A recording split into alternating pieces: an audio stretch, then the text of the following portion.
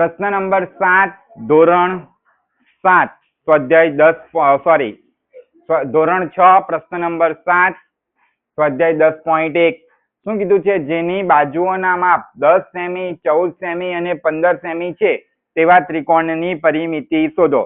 બધી બાજુના માપ કેવા છે? સરખા છે? સરખા દેખાય છે? જુદા જુદા છે ને? તો આ કયો ત્રિકોણ કહેવાશે? કોઈ કહેશે? બોલો કયો ત્રિકોણ કહેવાશે? હા બોલો. બરાબર છે, બોલો. વિષમ બાજુ ત્રિકોણ. કયો કે જોરથી બોલવાનું? વિષમ બાજુ ત્રિકોણ. તો આપણે ત્રિકોણ દોરી દઈએ. વિષમ બાજુ ત્રિકોણ દોરી દઈએ. આ થયું 10 સેમી, આ થયું 14 સેમી ને આ થયું 15 સેમી. તો એટલે આપણે લખી દઈએ 10 14 ને 15. નામ આપી દઈએ A B C. આ કયો ત્રિકોણ છે? વિષમ બાજુ ત્રિકોણ છે. કયો ત્રિકોણ છે? વિષમ બાજુ ત્રિકોણ. એટલે આપણે લખી દઈએ વિષમ બાજુ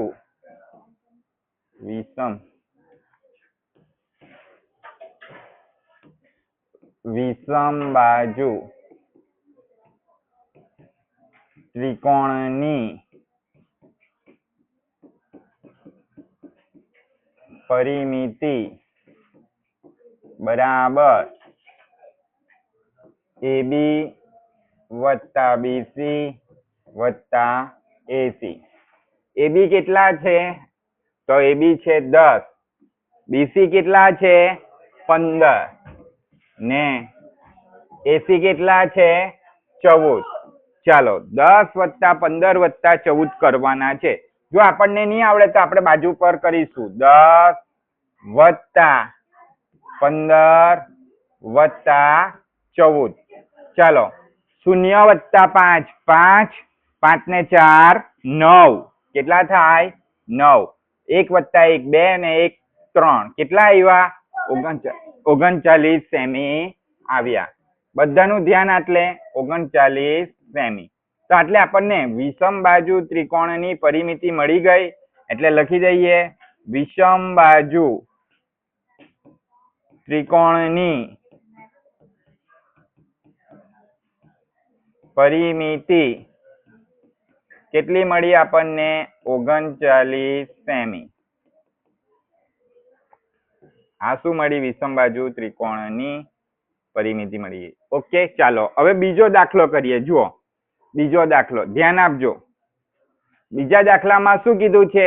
જેની દરેક બાજુનું માપ 8 મીટર છે તેવા નિયમિત ષટકોણની પરિમિતિ શોધો. એટલે કયો આકાર છે?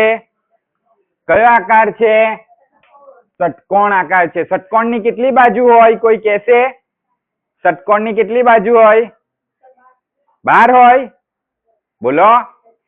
6 બાજુ હોય. કેટલી હોય? 6. જોરથી બોલવાનું, ખોટું પડે એની ચિંતા કરવાની નહીં. આપણે છે ને નિયમિત ષટકોણ દોરીશું. જો આપણા શેપમાં હશે કદાચ ષટકોણ. નથી આપ્યો ષટકોણ. 3D માં તો લંબઘન ને એવા હશે. તો નથી આપ્યો તો કઈ. ચલો ધ્યાન આપો. એટલે ચાલો નિયમિત ષટકોણ એટલે બધી બાજુના માપ કેવા છે? સરખા છે. આપણે દોરી દઈએ.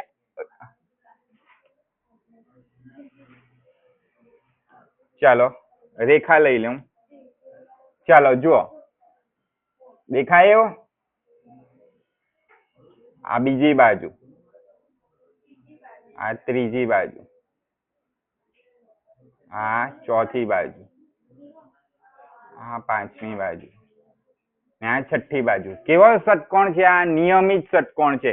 આપણે વાંકું ચૂકું લાગે છે થોડુંક, બરાબર. નિયમિત ષટકોણ નથી લાગતો, પરંતુ આપણે ચાલશે, બરાબર. દરેક બાજુનું માપ કેટલું છે? 8 મીટર છે. કેટલું છે? 8 8 8 8 8 8 8. હવે આપણે આમાં નામ નથી આપતા, પણ કેટલી બાજુ છે? 6 બાજુ છે ને? એટલે આપણે શું કરીશું? જુઓ, નિયમિત ષટકોણની પરિમિતિ બરાબર. ધ્યાન આપજો, લંબાઈ કેટલી વાર છે? 6 વાર. એટલે લંબાઈ વત્તા લંબાઈ વત્તા લંબાઈ વત્તા લંબાઈ વત્તા લંબાઈ વત્તા લંબાઈ. કેટલી વાર લખવું પડે? 6 વાર. એટલે આને આપણે એકદમ શોર્ટકટ રીતે લખવું હોય ને, નિયમિત છે એટલે, અનિયમિત હોય તો આ રીતે જ લખવું પડે, લંબાઈ વત્તા લંબાઈ. તો જો નિયમિત ન હોય, અનિયમિત છે તો આ રીતે પણ લખી શકીએ. જો 6 વખત લંબાઈ છે એટલે 6 ગુણ્યા લંબાઈ, કેમ કે લંબાઈ કેટલી વાર છે? 6 વાર. હવે આપણે એક જ વખત બાજુનું માપ મૂકવાનું, એટલે 6 ગુણ્યા 8. તમે 8 ને 8 16, 16 ને 8 24, 24 ને 8 32, 32 ને 8 40, 40 ને 8 48. જુઓ 6 8 વાર કરો, કેટલા આવે છે? 48 આવે છે ને. એટલે આ રીતે પણ આપણે લખી શકીએ. એટલે આપણને નિયમિત ષટકોણની પરિમિતિ મળી ગઈ. ષટકોણની પરિમિતિ મળી ગઈ આપણને. કેટલી મળી? 48 સેમી. કેટલા? 48 મીટર. મીટરમાં છે, એટલે શામાં છે? એકમ મીટરમાં છે, માટે 48 મીટર. ચાલો.